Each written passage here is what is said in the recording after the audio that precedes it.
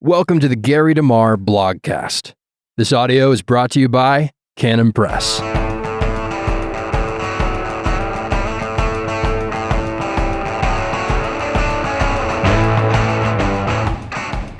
Welcome to the Gary DeMar blogcast. Today's entry is titled, When Will Christianity Today magazine evaluate President Biden by the Ten Commandments like it did with former President Donald Trump?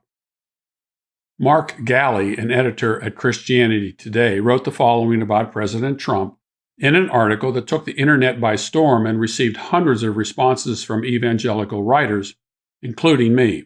That Trump should be removed, we believe, is not a matter of partisan loyalties, Galli said, but loyalty to the creator of the Ten Commandments, close quote.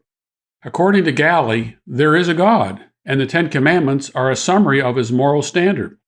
Why did Galli only apply the Ten Commandments to President Trump when the Democrat Party has been in constant violation of the Decalogue for decades? In fact, the secular moral worldview that inspires the Democrat Party has no use for the Ten Commandments or the God of the Bible.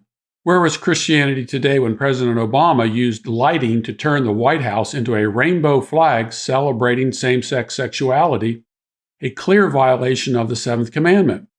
Christianity Today didn't call for the removal of President Obama when that happened. Why hasn't Christianity Today been critical of the Democrats if the Ten Commandments are the standard? It's a puzzling and irritating concept that demands an answer. Trump is by no means a perfect man or a perfect president, but to claim that he's somehow different from other politicians, Democrats and Republicans, is preposterous. John F. Kennedy had his sexual conquests. Ted Kennedy left a woman to drown in the back seat of his car while he met with his political advisors on how to handle the incident. He was later honored as the Lion of the Senate. Former President Bill Clinton has been accused of numerous sexual indiscretions. Joe Biden has been accused of sexual assault by Tara Reade, a former staff member when Biden was a U.S. Senator.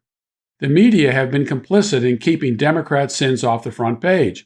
How long would a Republican governor last if 9 women had accused him of sexual assault, and yet Democrat Andrew Cuomo remains governor of New York?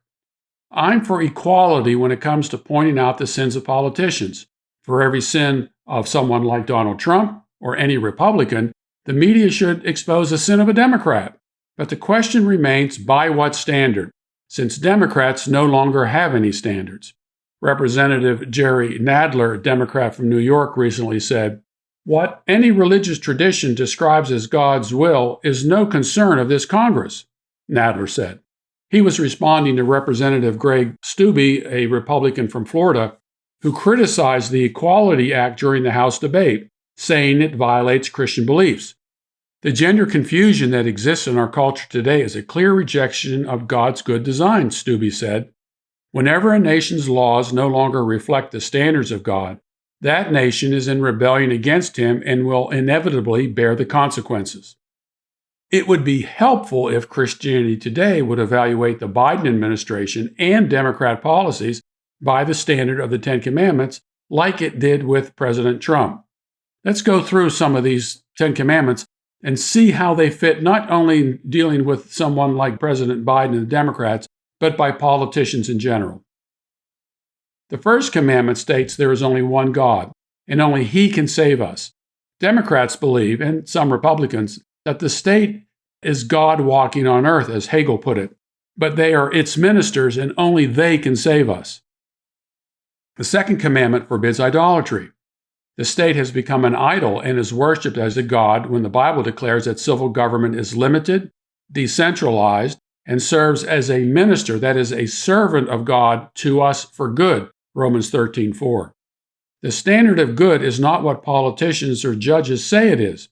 The state continues to grow and pass more laws that make more people dependent on the idol state. The Third Commandment forbids taking God's name in vain. Politicians appeal to God all the time and yet violate His commandments in the same breath. President Obama referenced God, even singing Amazing Grace in his eulogy for Reverend Pinckney, and soon after celebrated the Supreme Court's ruling making same-sex marriage the law of the land. Supposed Roman Catholics Nancy Pelosi and Joe Biden have done the same. This is taking God's name in vain.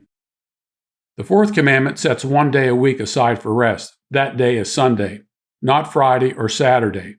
The interesting thing about this commandment is that it's written into the Constitution at Article 1, Section 7, Clause 2, a document that Democrats say is religiously neutral. The Fifth Commandment defines the family. As we've seen, the courts have redefined the family, and by redefining the family, they can now rewrite all laws in terms of that new definition. Joe Biden has made the support for body dysphoria and gender reassignment surgery a centerpiece of his administration. Biden selected transgender Dr. Rachel Levine, who is actually a man, as Assistant Health Secretary, the first openly LGBTQ person nominated to a cabinet position. The Sixth Commandment was legislated out of existence decades ago by the sanctioning of perpetual war and the legalization of abortion. Pro-life evangelicals who supported pro-abortion Biden, and I'm quoting now, are not happy that the new White House administration under President Biden has included a change to taxpayer funding of abortions as part of the American Rescue Plan, close quote. What were these so-called pro-life evangelicals thinking about? Did they actually believe that President Biden, one of the most pro-abortion senators, would somehow support laws against abortion and not use taxpayers' money in order to fund abortions? The Seventh Commandment, in its prohibition of adultery, is a summary statement about all marital relationships. The law prohibiting adultery rests on the creation mandate of marriage between a man and a woman. One man, one woman. Genesis 1:27-28 and Genesis chapter 2, verses 20 through 25. The complement of a man and a woman is what's suitable, not two men or two women. Jesus confirmed the creation mandate that marriage is between a man and a woman in Matthew chapter 19, verses 1 through 6. Democrats have been at the forefront of supporting same-sex marriage. The Eighth Commandment prohibits stealing. Our nation's outrageous taxing system is based on theft when people are given the right to vote to take money from some people so it can be given to other people. The same is true for creating money out of thin air. This is worse than counterfeiting because it devalues the dollar and results in higher prices as the flood of new money chases a limited number of goods. It's one of the reasons home prices have skyrocketed. The Ninth Commandment prohibits bearing false witness. Politicians bear false witness with almost every word they speak. Consider the following statement from presidential candidate Barack Obama that he gave on April 17, 2008, when he was campaigning for the presidency. I believe that marriage is the union between a man and a woman. Now, for me as a Christian, it's also a sacred union. God's in the mix. And Hillary Clinton said something similar.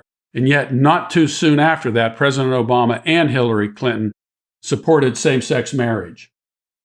The Tenth Commandment indicts the modern state and those who support it because it covets everything: power, property, authority, money, prestige, privilege, and our souls. Covetousness leads to envy, something that is in the Bible described as rottenness to the bones. It would be a great help if the folks at Christianity Today and the media in general would be an equal opportunity judge of both Republicans and Democrats. Thank you for listening to the Gary DeMar blogcast. For more from Gary and American Vision, check out the American Vision collection in the Canon app.